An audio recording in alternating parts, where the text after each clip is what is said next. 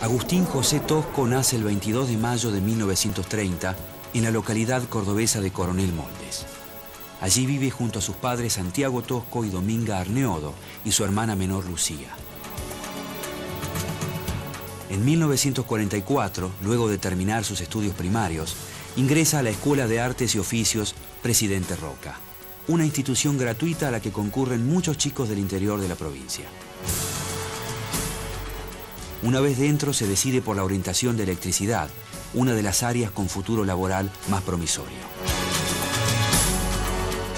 Ese mismo año se conforma en Córdoba el Sindicato de Luz y Fuerza, y de los encuentros con los representantes gremiales de eléctricos de todo el país, nace la Federación Argentina de Trabajadores de Luz y Fuerza, FATLIF. Con la llegada del peronismo al poder en 1946, comienza una etapa de nacionalización de recursos energéticos. De esta manera, en la provincia de Córdoba, se declaran caducos los contratos de las concesionarias estadounidenses y se estatiza el servicio de energía eléctrica. En consecuencia, se crea en 1949 el SPEC, Servicio Público de Electricidad de Córdoba, que tiempo después se convierte en la EPEC, Empresa Provincial de Energía de Córdoba. A la nueva empresa se incorporan gran cantidad de jóvenes egresados de la Escuela Roca. Entre ellos se encuentra Tosco, quien ingresa como ayudante electricista en el taller de electromecánica de la Estación Mendoza. Allí comienza a participar de la vida sindical y en poco tiempo es elegido subdelegado. A pesar de su juventud, se gana el respeto de los dirigentes más antiguos, quienes destacan la claridad con que expresa sus pensamientos políticos.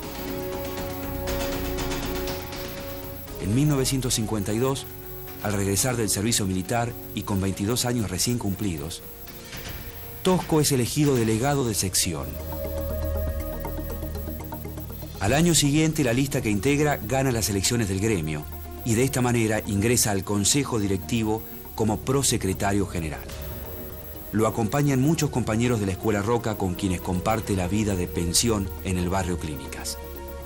Con la llegada de estos jóvenes trabajadores, conocidos como la generación del 53, Luz y Fuerza comienza a transitar un camino que lo llevará a protagonizar las luchas del movimiento obrero cordobés.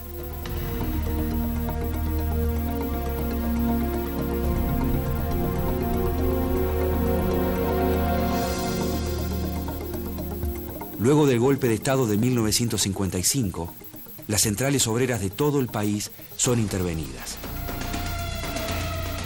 Pero Córdoba vive una situación diferente y en 1956 la CGT regional es la primera en normalizarse. En ese marco, Luz y Fuerza, con la elección de sus delegados, da un paso importante en la recuperación de los sindicatos. En el mes de diciembre se realizan elecciones y Tosco es elegido secretario general del gremio. En la nueva conducción conviven peronistas, radicales, comunistas e independientes. Esta amplitud ideológica será un pilar en la política promovida por Tosco en el interior del sindicato.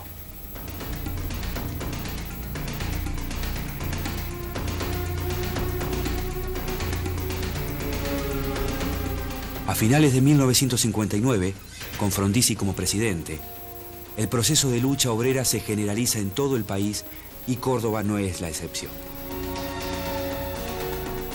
Se suceden huelgas contra las privatizaciones de los ferrocarriles, contra las reformas de la ley de contrato de trabajo y contra la aplicación del plan CONINTES, Plan de Conmoción Interna del Estado, que autoriza al gobierno a reprimir militarmente cualquier conflicto sindical.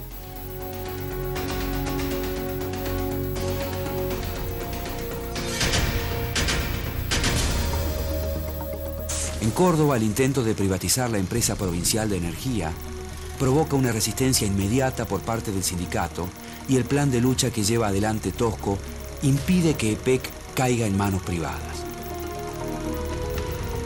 En mayo de 1964, Tosco es ratificado nuevamente en su cargo. Su liderazgo al frente del sindicato no se debe solamente a su carisma, sino también a los logros de su gestión. Desde 1963, el presidente Arturo Illia se mantiene al frente de un gobierno debilitado y cuestionado por la proscripción del peronismo. frente al acoso con que los sindicatos someten al gobierno radical, Tosco actúa con mayor moderación y rescata ciertas medidas democráticas y antiimperialistas, pero cuestiona la falta de firmeza del gobierno.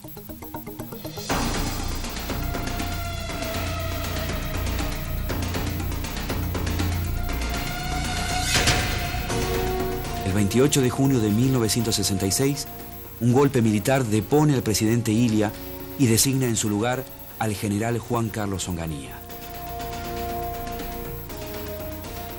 Los años del onganiato transcurren en Córdoba bajo el marco de una protesta generalizada contra un régimen que ahoga a toda la población con su política antidemocrática y sus medidas económicas antipopulares.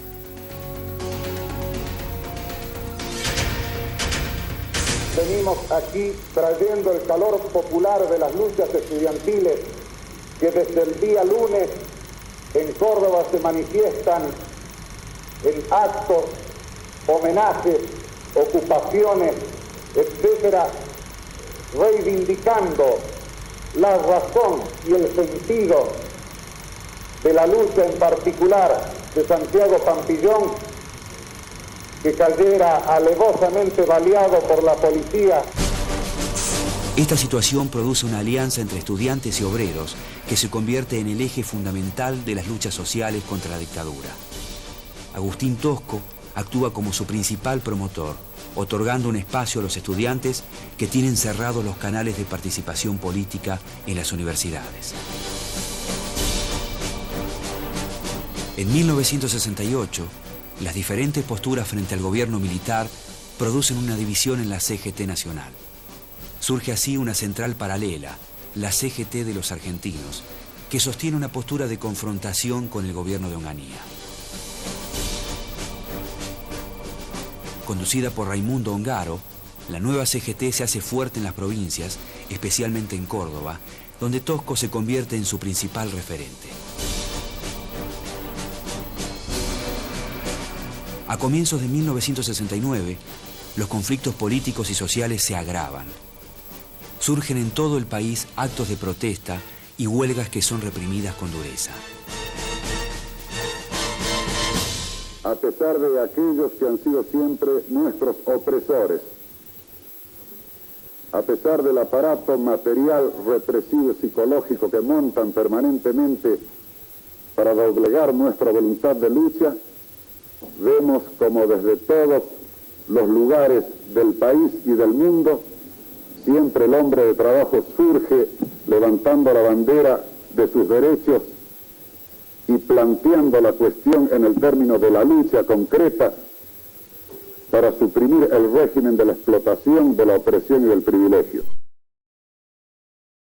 Tosco, ¿cuál es la misión del sindicalismo? Bueno, mire, la misión es doble.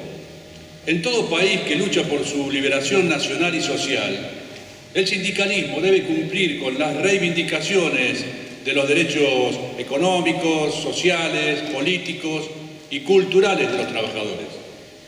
Y también sumar los máximos esfuerzos para que el poder sea ejercido por el pueblo. ¿Y cómo define usted la tendencia que representa usted mismo, ¿no?, dentro del panorama gremial cordobés? Es más que el panorama social cordobés. El sindicalismo no es solo un medio de reivindicación económica o social de la clase obrera. Es una palanca política principal para la liberación nacional y social argentina. Sí, está bien. Pero a la luz de los resultados, digo, ¿no merece una autocrítica el proceso Citrac-Citran? Mire, si corresponde una autocrítica, deben formularla los gremios. El centro del problema fue la incalificable agresión que sufrieron los trabajadores de Citrac-Citran. Disolvieron los sindicatos, despidieron cientos de delegados y dirigentes, además del encarcelamiento que padecen 10 de ellos. Mire, lo que sí corresponde es respetar el derecho de sindicalización, según lo decidan las propias bases, la reincorporación de los cesanteados y la inmediata libertad de los detenidos. En la eléctrica entré a trabajar en el año 65 y fui compañera de Agustín desde el año 67 hasta su muerte. En Córdoba, la represión tras el golpe del 76 fue muy fuerte. Se perseguían a dirigentes, militantes, casa por casa. El ejército subía a los colectivos para registrar e identificar gente. Pero, a pesar de esto, diré que el sindicato demostró en ocasiones su oposición y combatividad, aún clandestinamente y en plena dictadura. En las fábricas se trabajaba más despacio, adrede, para disminuir la productividad. Esto provocó que el ejército entrara en los talleres. Te interrogaban: ¿por qué vos que haces este tipo de pieza en 4 minutos, ahora lo haces en 7? Los obreros y sindicalistas fueron detenidos por el tercer cuerpo de ejército. A muchos los detenían en la entrada o salida de sus trabajos. Recuerdo el caso de Ditolfino, fue así. Hay muchos trabajadores desaparecidos. René Salamanca, secretario general del Sindicato de Mecánicos, está desaparecido también. Entretanto, yo seguía trabajando clandestinamente para el sindicato y para los familiares de los detenidos de Córdoba.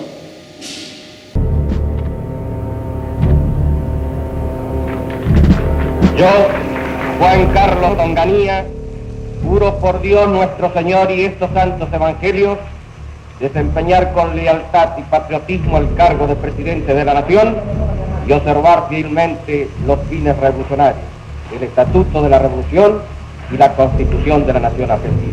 Juan Carlos Onganía asume la presidencia de facto el 30 de junio de 1966. Es un viejo conocido en la política argentina. En 1962 gana la pulseada militar que los azules y colorados resuelven llevando los tanques a la calle. Los dos sectores del ejército tienen un mismo enemigo, el peronismo. Para los colorados, es un grupo violento y sectario que representa la antesala del comunismo. En cambio, los azules, la línea de Onganía, sostenían que la clave para evitar el comunismo era reunir a la clase obrera detrás de una bandera nacional y cristiana. Las dos facciones odiaban a Perón. Este es el fin del proceso de deterioro que nos ha inmovilizado y el despuntar de una magnífica esperanza para nuestra patria. El 28 de junio de 1966, pocos días después de sancionar una novedosa ley de medicamentos que limitaba el poder de los laboratorios extranjeros, el presidente Ilia fue expulsado de la Casa de Gobierno. Volvían los militares, esta vez al mando del general Juan Carlos Onganía. El nuevo gobierno se dio a sí mismo el nombre de Revolución Argentina. Los grandes grupos económicos, los sindicatos peronistas y la mayoría de la prensa apoyaron el golpe militar. En este contexto, el ministro de Economía que se desempeñó durante el mayor tiempo de la gestión de Onganía fue Adalbert Krieger Bacena. El agitado clima gremial de los años anteriores a 1966 llevaron a los representantes del capital internacional y al mismo gobierno a pensar en medidas que impusieran la disciplina sindical y laboral. En adelante, nadie podrá excusar su despreocupación apelando a un pasado anónimo de cuya herencia se existía. Ya han agotado nuestros recursos políticos e institucionales. Ha llegado el momento de vivir en plenitud y de crear para nosotros y nuestra posteridad. El futuro será inexorablemente el resultado del esfuerzo común de todos los argentinos de hoy. Perón, desde Madrid, ordenó desencillar hasta que aclare. No me importa lo que diga la gente. Onganía adhirió a la doctrina de la seguridad nacional difundida en América Latina por los Estados Unidos frente al peligro del ejemplo cubano. Esta teoría ponía el acento en la persecución de los opositores y, según ella, un ama de casa o un estudiante podrían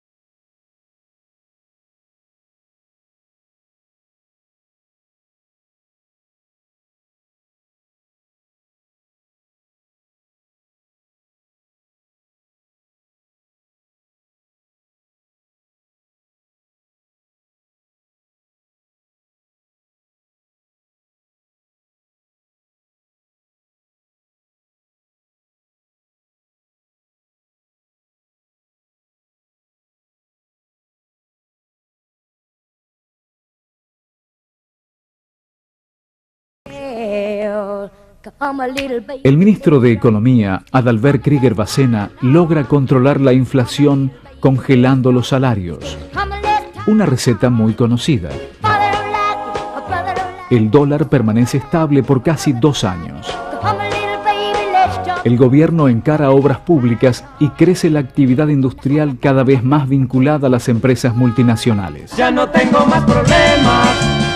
Todo parecía estar bien para Onganía, que soñaba con una dictadura al estilo Franco, sin plazos, convencido de que la gente no tenía por qué preocuparse y estaba feliz con el gobierno.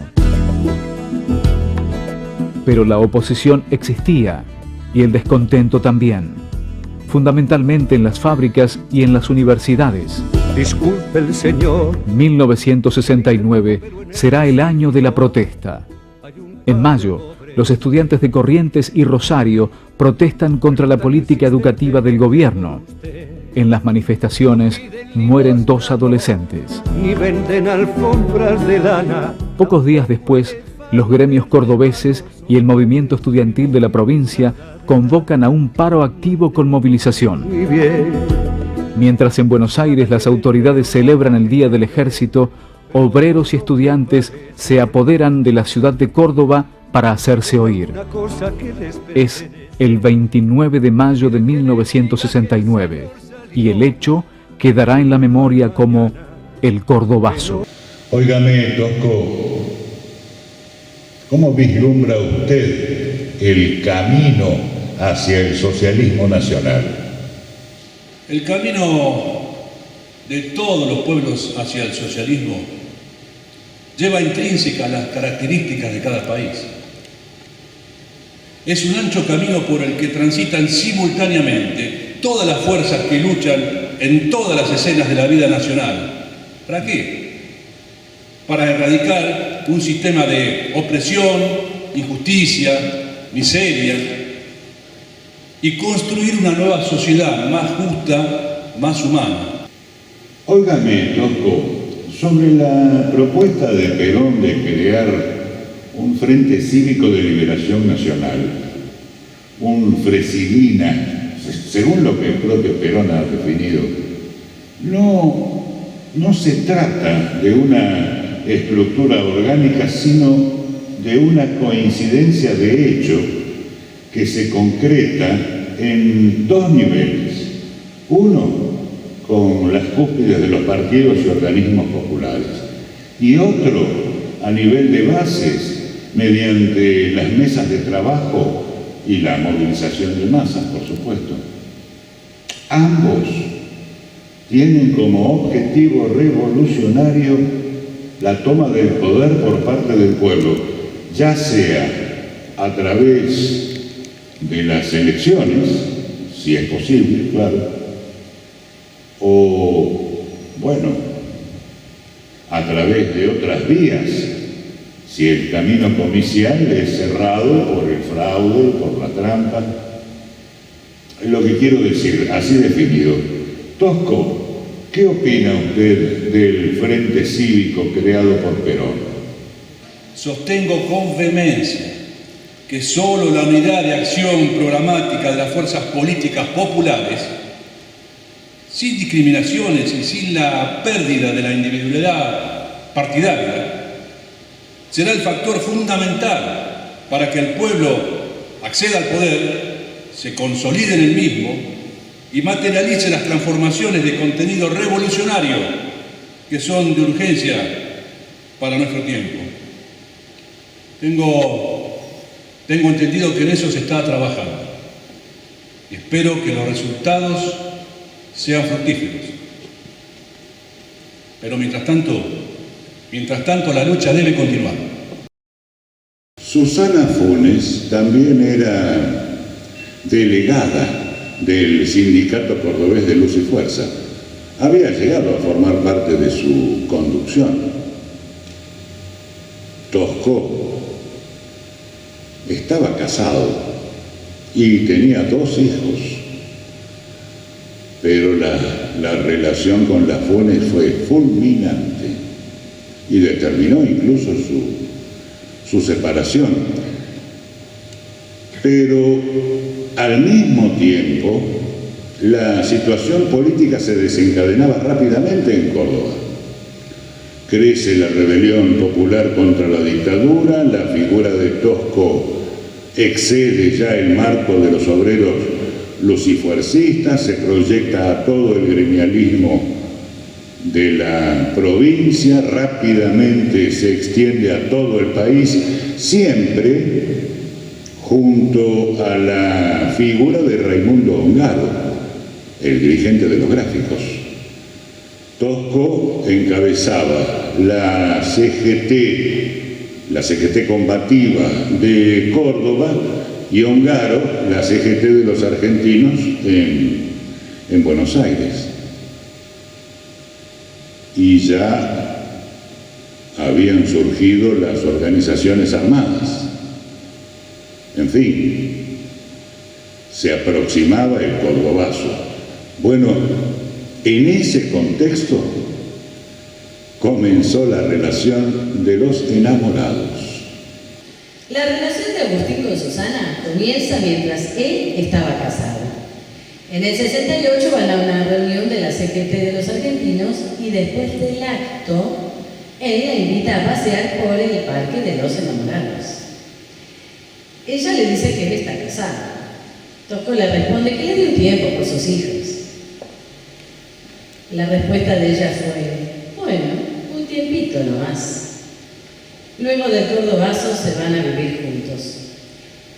Igual, Tosco amaba a sus hijos y enaltecía a su esposa Nelly. Así que todo su sueldo iba a parar a ellos. Y los gastos de la casita a la que se fue a vivir con Susana corrían por cuenta de ella.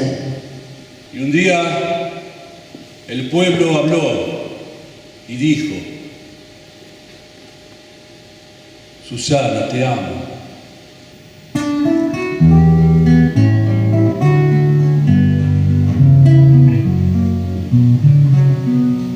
¿Cuál es el amor verdadero? Para justicia para los obreros, esta causa que me consumió, o nosotros estamos primero. Una causa superior, mi querido compañero. Amamos los dos, amamos los dos, amamos los dos, amamos los dos. El compromiso es una prisión, sin militancia no hay revolución, pero tanta distancia me mata, yo no puedo estar sin vos. Una causa superior, mi querido compañero. Amamos los dos, amamos los dos, amamos los dos, amamos los dos. Pertenezco a un país devorado, pero no tengo un amor silenciado que me guardo entre tanta batalla. Soy un gringo enamorado que insolente es este amor que se cruza entre la gente, es más fuerte que el clamor, la protesta y la movilización. Una causa superior, mi querido compañero. Amamos los dos, amamos los dos, amamos los dos, amamos los dos, amamos los dos, amamos los dos, amamos los dos, amamos los dos. Nunca más va a haber un dirigente como él, con la pobreza de él, con la honestidad de él, con la sinceridad de él, con el amor de él, con el amor a su trabajo, a su pueblo, a su gente. No nada más. El 4 de febrero del 77 llegó el ejército a mi domicilio.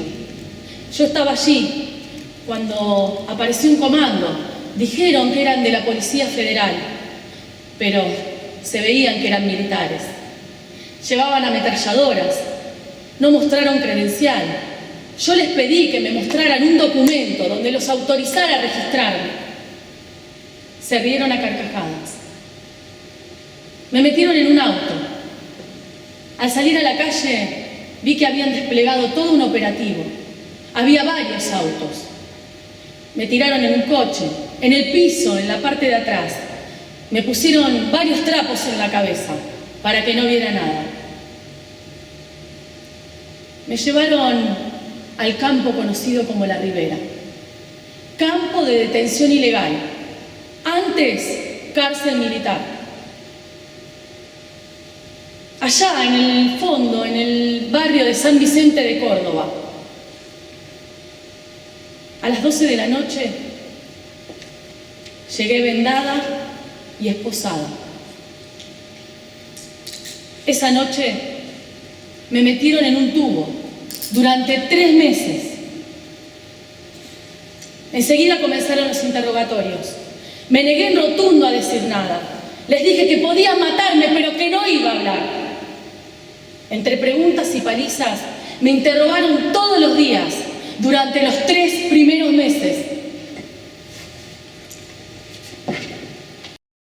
Mayo del 69 fue un mayo caliente. 12 de mayo se sancionó una ley eliminando el sábado inglés, lo que significaba la reducción del salario obrero en un 10%. 14 de mayo, la policía desata una feroz represión contra los trabajadores que participaban de una asamblea del ESMATA, el sindicato que agrupaba a los trabajadores del grupo Kaiser. 15 de mayo, la UOM decretó un paro de 48 horas. 16 de mayo, la CGT decretó un paro de 24 horas que además se cumplió en forma masiva. El 17 de mayo, el asesinato del estudiante Juan José Cabral en Corrientes y del joven obrero Belio, baleado por la espalda en Rosario. 2 episodios que conmovieron hondamente al pueblo cordobés. Y se levantó una nueva marea de luchas. Los actos relámpago se hicieron diarios. 21 de mayo. Se cumplió un paro estudiantil. La policía hirió a varios estudiantes, entre ellos a la joven de 18 años Rosa Canelo, que perdió un ojo. 22 de mayo, la CGT de Azopardo y la CGT de los argentinos resolvieron, siempre bajo la presión de las regionales de Córdoba y Rosario, resolvieron un paro nacional para el día 30.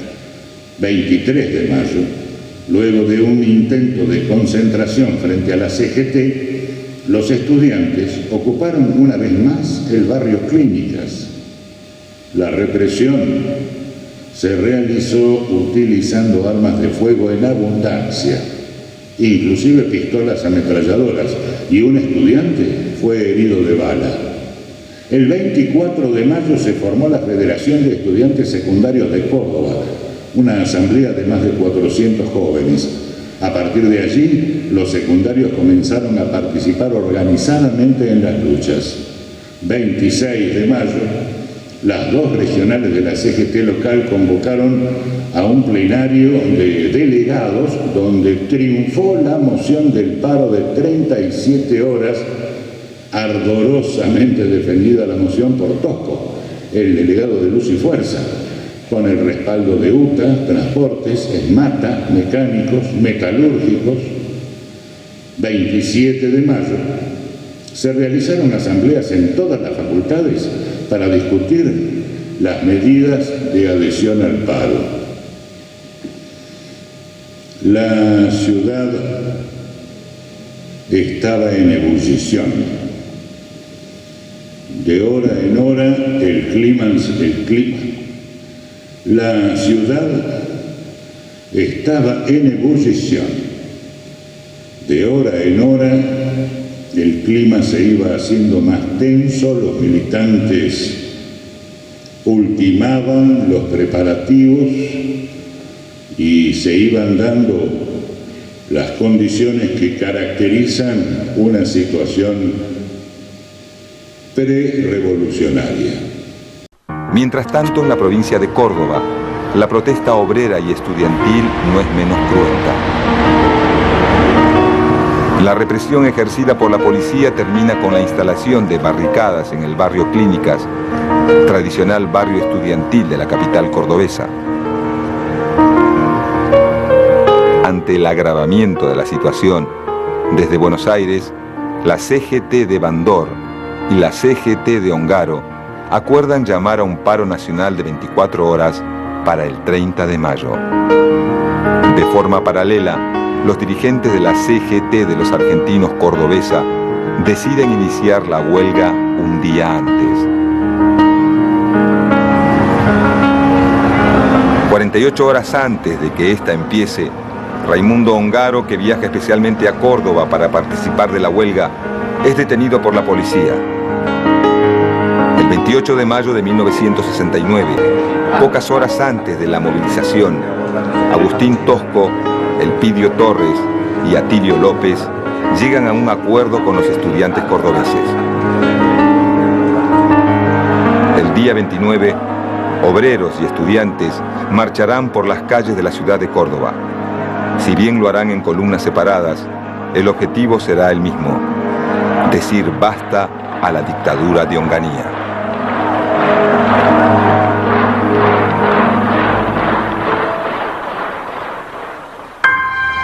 La mañana del 29 de mayo no es una más en la ciudad de Córdoba.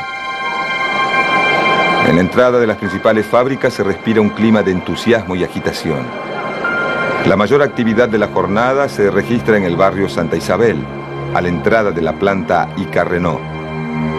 Desde horas tempranas de la madrugada, Elpidio Torres, titular de ESMATA, espera la salida de los trabajadores del turno mañana. Pasadas las 11 de la mañana, Torres, seguido por unos 4.000 trabajadores, marcha hacia el centro de la ciudad por la avenida Vélez Arfield. Por la avenida Colón, los obreros de Luz y Fuerza, liderados por Agustín Tosco, marchan en dirección a la Plaza San Martín. En el trayecto, la columna de Tosco debe atravesar el barrio Clínicas, el lugar donde se congregan los estudiantes. Pasado el mediodía, las calles de la ciudad de Córdoba se colman de estudiantes y trabajadores que marchan de manera pacífica y organizada. La cantidad de asistentes supera largamente los cálculos de la policía, que establece un gigantesco cordón alrededor de la plaza principal para cerrarles el paso.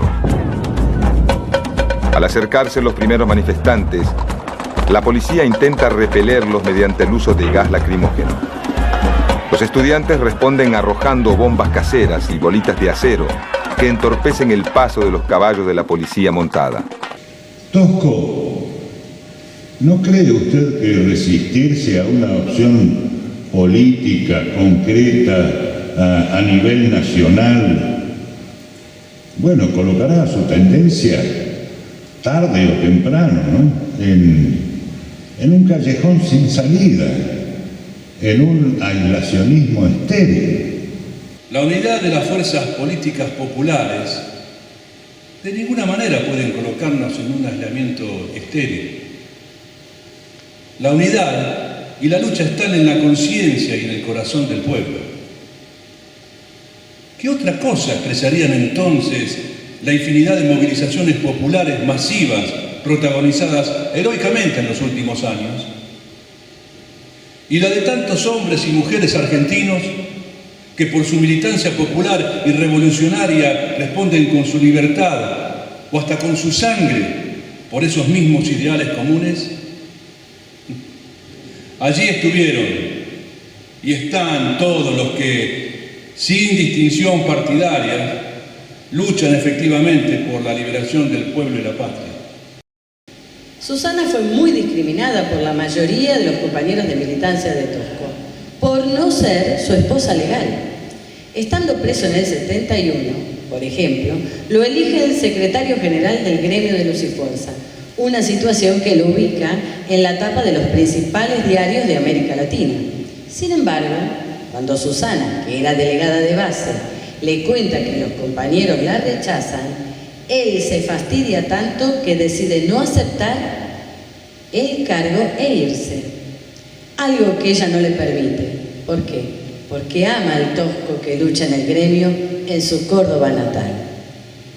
El personal que trabajaba en el centro clandestino estaba formado por el ejército y gendarmería. La gendarmería tenía encomendada la vigilancia a presos, la custodia, pero eran cambiados cada semana.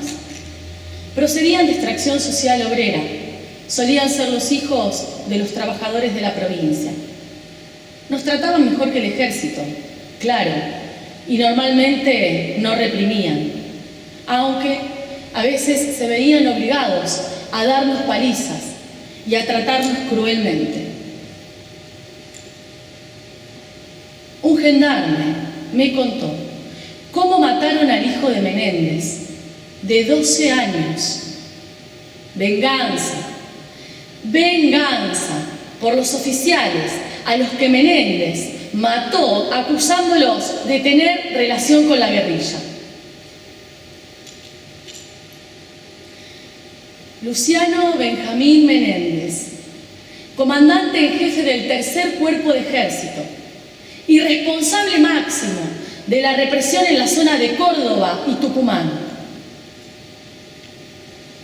Los oficiales le pusieron veneno a la Coca-Cola del pibe y el hijo murió. Tuvieron que llevarlo al hospital de urgencia de Córdoba. Tenían que hacerle una traqueotomía y los especialistas no se encontraban en el hospital porque Menéndez los había cesado de sus puestos. Conclusión, el pibe muere y Menéndez pierde a su hijo de 12 años.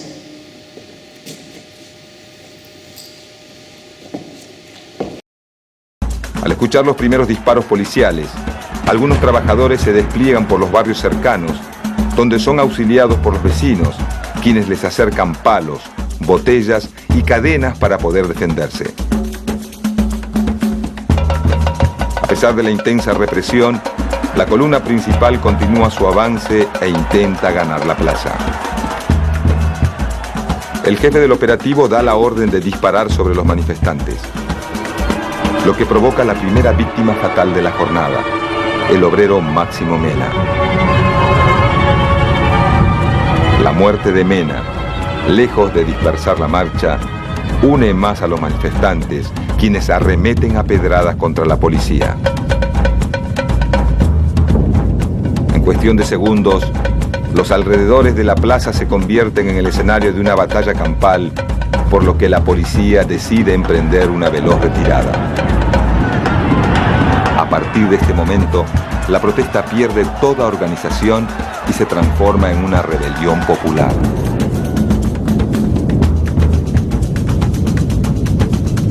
A las 13 horas del 29 de mayo, en la ciudad de Córdoba se respira un clima de guerra civil. Los comerciantes, asustados, bajan las persianas de sus negocios, mientras que los vecinos aportan colchones y muebles viejos para construir barricadas. En pocos minutos, las 150 manzanas que comprenden los barrios Alberdi, Clínicas, Nueva Córdoba, San Martín y Güemes se convierten en una zona liberada que las fuerzas del orden provinciales ya no pueden controlar.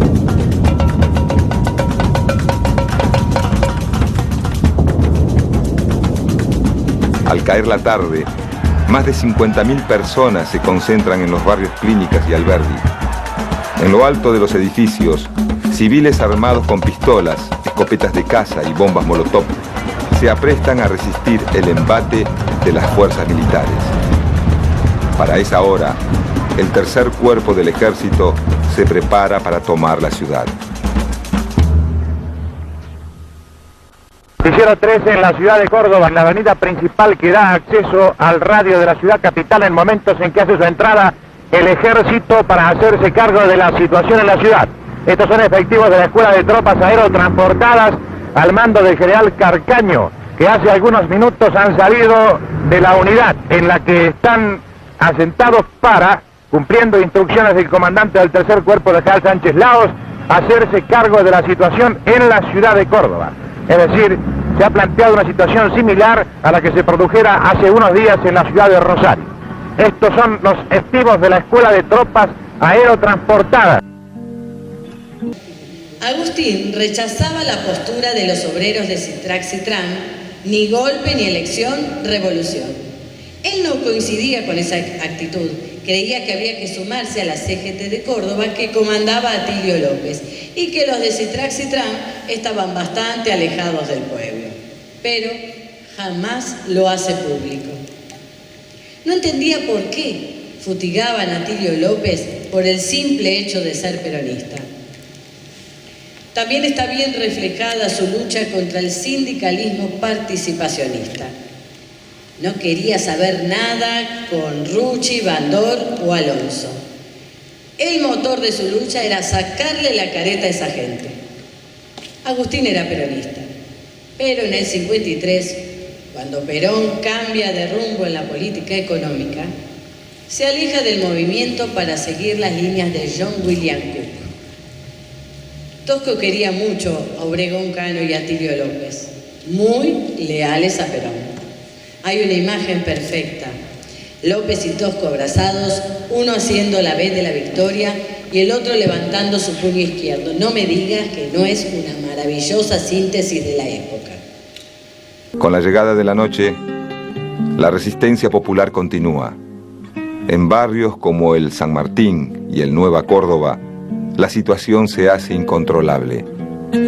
Pasadas las 23, un apagón provocado por militantes del Sindicato de Luz y Fuerza cubre de sombras la ciudad.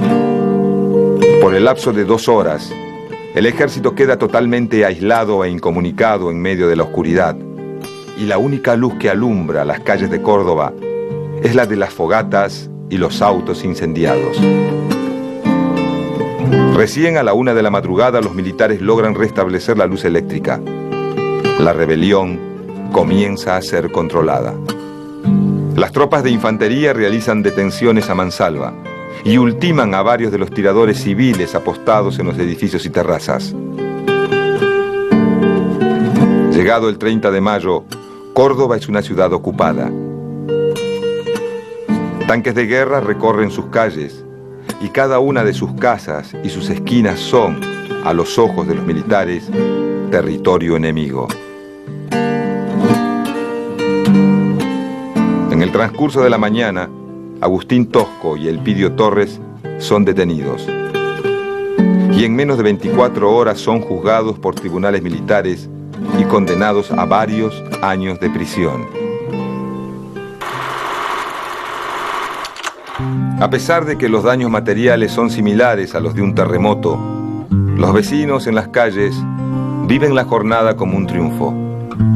En cuestión de horas, toda una sociedad logró salir de la apatía y el derrotismo para pronunciarse contra un gobierno sostenido mediante la represión y la censura. Un gobierno que después del Cordobazo tiene las horas contadas. La tenacidad de la lucha popular obliga a las Fuerzas Armadas a replantear su estrategia y a pensar en una posible apertura política. De seguir por el camino de la represión, el riesgo de caer en el caos es mucho mayor. Susana linda, yo nunca te olvidaré. Pero si vos querés, tu vida es tuya. Lo que jamás olvidaré es que no estás arrepentida de haberme conocido. Nunca abandonarás mi corazón. Si supieras la alegría, el orgullo y la preocupación por lo que te pasaría cuando fuiste a poner aquello. ¿Te acordás? ¿Te acordás que después me preguntaste, ¿y a mí qué me toca hacer? Trabajaste tanto en la elaboración de las últimas cosas. Ya no es lo del principio. Ideas, lecturas, comentarios, no. Ahora es la práctica de todo eso. Es el riesgo común y compartido. Yo trabajo contigo por nuestros ideales. Y estos ideales, Susana, me impulsan a jugarme entero. El 8 de diciembre de 1969, una multitud se dirige al aeropuerto de la ciudad de Córdoba para recibir a Agustín Tosco. El dirigente sindical de Luz y Fuerza ha sido condenado por el gobierno militar a 8 años de cárcel a raíz de su participación en el Cordobazo. Pero la presión popular ha logrado liberarlo y Tosco parece salir fortalecido de esa experiencia tras las rejas. Podrán apreciar al fondo la silueta del BAC británico de Austral, el cual condujo al dirigente sindical Agustín Tosco, liberado recientemente por el Poder Ejecutivo. Un entusiasmo poco común, mucho público aquí en Paja Blanca. Respetado y querido por la mayoría de la ciudadanía cordobesa, Agustín Tosco emerge como el líder capaz de unir al movimiento obrero en su lucha contra la dictadura. Con la solidaridad combatiente con que ha actuado este maravilloso movimiento obrero y este maravilloso estudiantado y todas las fuerzas populares y patrióticas, saludamos a nuestro pueblo y le decimos que pese a la prisión, que pese a las persecuciones, todos los argentinos, la lucha sin claudicaciones contra la dictadura. El Cordobazo tuvo un apoyo sustancial de los curas obreros, la parte de la iglesia que puso en práctica en América las conclusiones del Concilio Vaticano II. Hubo 2 curas notables en ese grupo de sacerdotes y obispos que se enfrentó a la dictadura militar. Uno, el padre Mujica, en la Villa del Retiro, y otro, el cordobés Enrique Ángel Angelelli, obispo de La Rioja. Además fue padre conciliar en el Concilio Vaticano II y declarado beato mártir este año, 2019.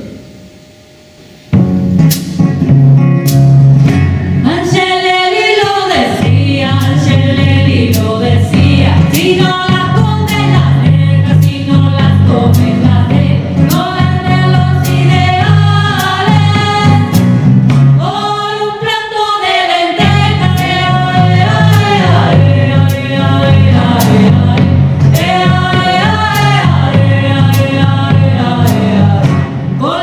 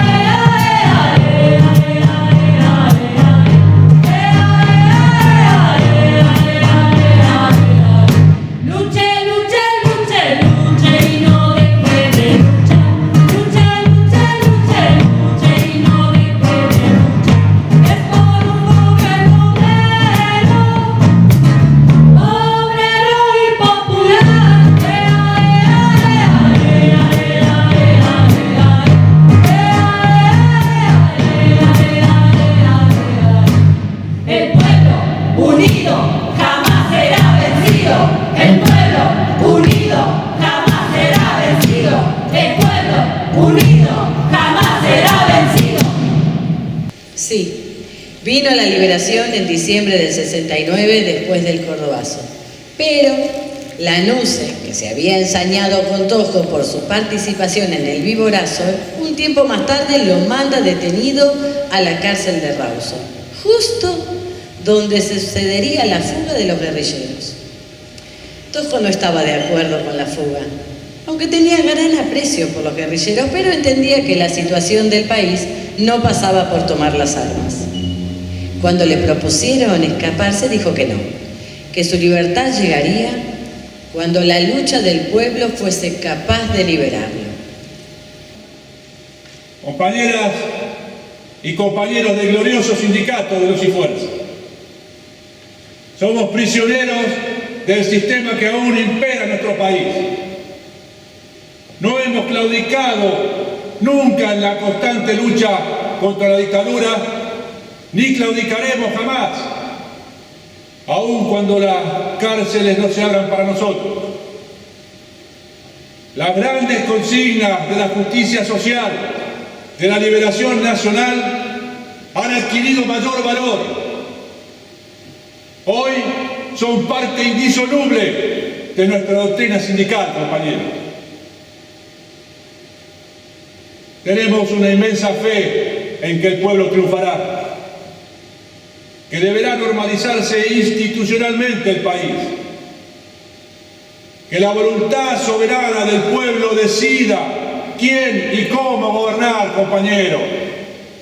Para ello, es un factor de fundamental importancia la unidad combativa del movimiento obrero, del estudiantado, de los sacerdotes progresistas, de las fuerzas civiles y militares patrióticas, compañeros, de todos los hombres y mujeres argentinos. La misión de cada uno es construir ese destino al que la absoluta mayoría del pueblo aspira. Nosotros, los que aquí estamos en la cárcel, ratificamos nuestras posiciones manteniéndolas indeclinablemente. La causa popular triunfará, compañeros.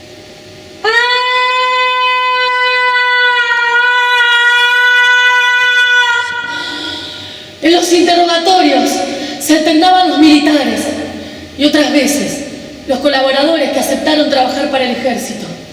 Me decían que si hablaba, si colaboraba, tendría mejor trato, mejor suerte. ¿Qué hacemos acá? ¿Por qué me molestás? ¿Acaso sos milico?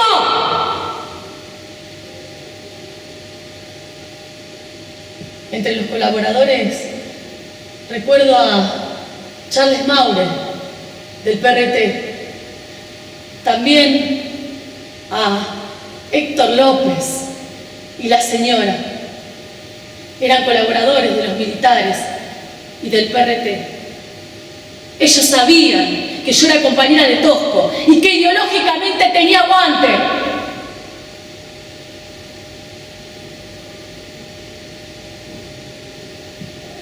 Los métodos de tortura fueron múltiples. No me daban de comer, me interrogaban a diario. Me llevaron al desgaste físico, psíquico.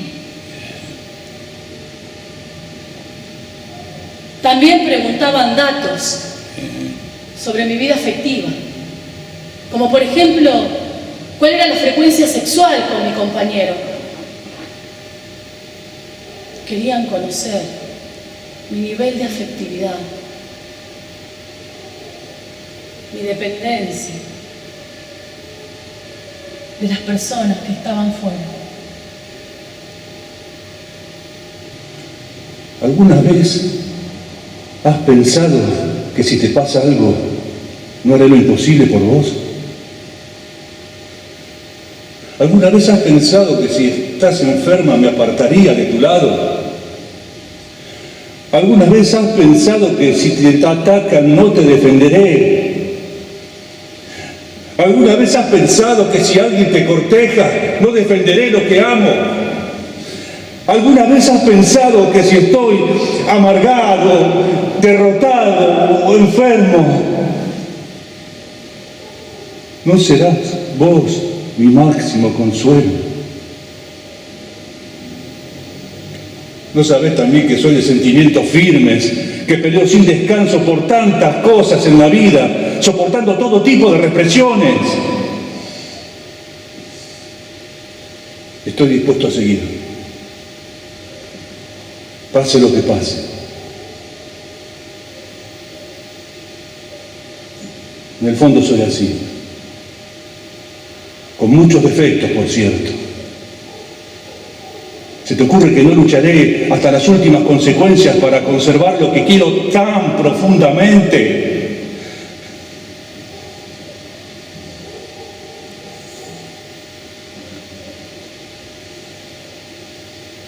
Debes participar en todo.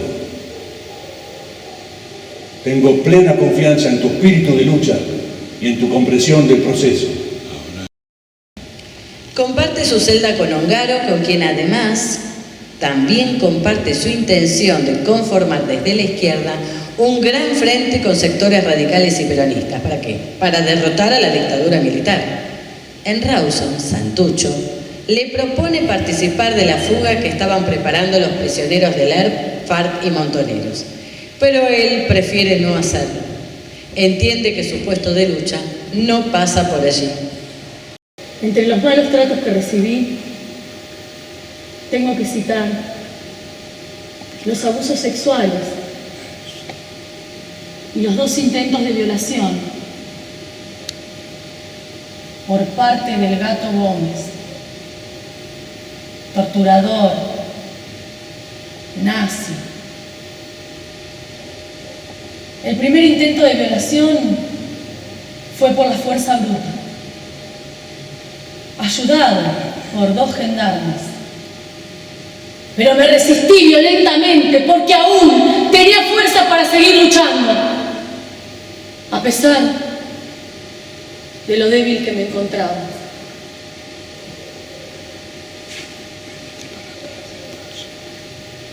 El segundo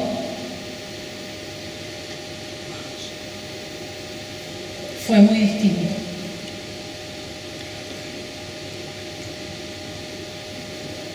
Estaba solo, casi desnudo,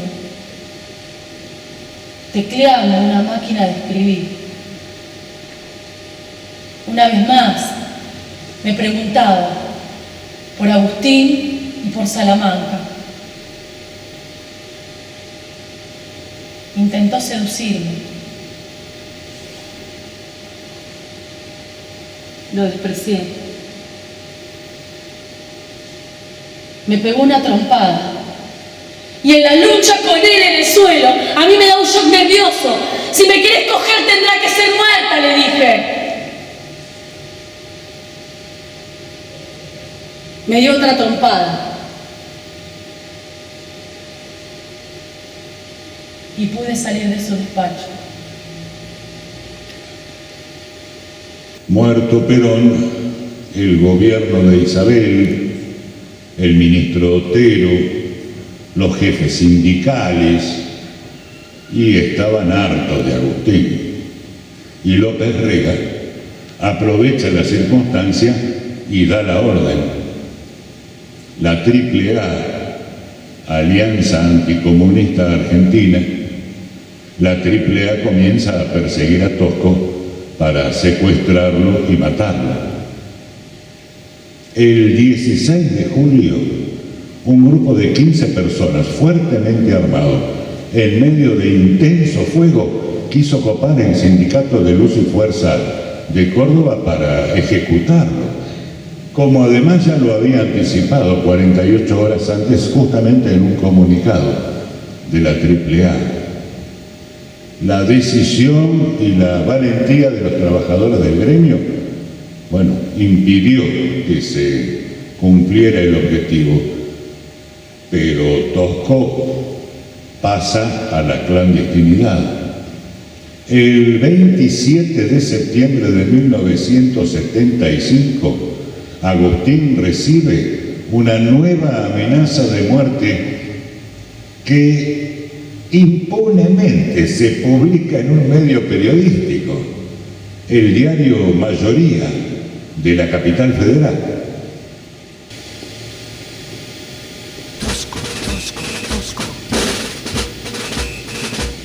Todos adelante, siempre adelante, trabajando, luchando, con perseverancia, con fe, con firmeza, con alegría combatiente, compañeros.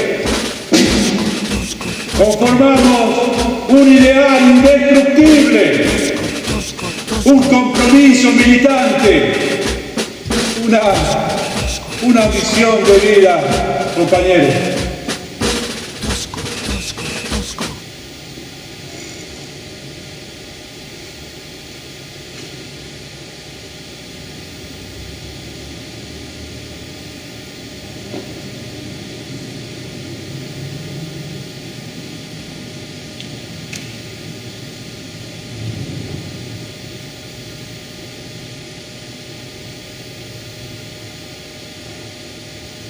Poco tiempo después, Tosco sufre una encefalitis bacteriana, pero bueno, era imposible internarlo en un hospital porque sería ejecutado en cuanto se conociera dónde se encontraba, ¿verdad? Así que compañeros de Luz y Fuerza lo ocultaron, primero en las sierras de Córdoba, y después, disfrazado de mujer, pudo viajar a La Plata y seguir oculto. Pero debido a su clandestinidad, Tosco no pudo ser atendido apropiadamente. Agustín Tosco murió en Buenos Aires el 4 de noviembre de 1975 a los 45 años. Sus compañeros llevaron su cuerpo sentado en el asiento del acompañante de una ambulancia hasta la ciudad de Córdoba. Oficialmente, murió en Córdoba el 5 de noviembre de 1975.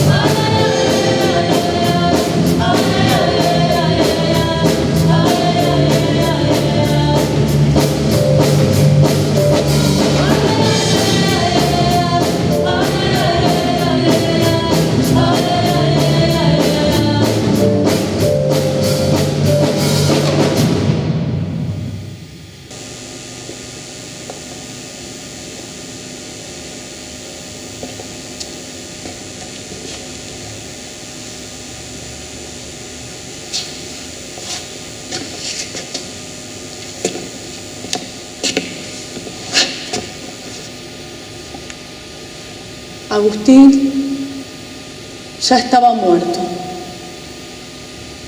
Y yo, mitad muerta. Pretendían, y en parte lo han conseguido, que de aquí a 30 años no te muevas más, si salís viva, me decían. Soledad dentro de la soledad.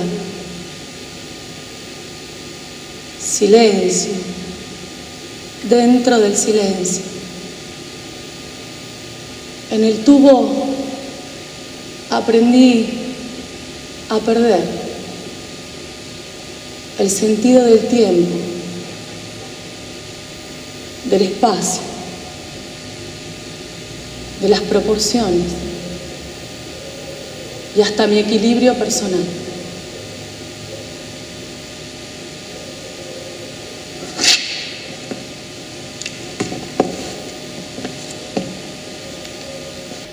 Agustín, antes de morir, le decía que se cuidara, que no podía tolerar la idea de que le pasara algo.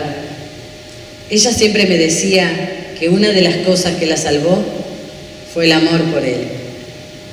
Susana murió en libertad, mirando fotos y cartas de Agustín, rodeada de objetos del hombre que amó toda su vida. Inclusive lo quiso acompañar cuando pasó a la clandestinidad en octubre del 74. Pero él no se lo permitió, claro, por el riesgo que eso implicaba. Esa fue la última vez que se vieron.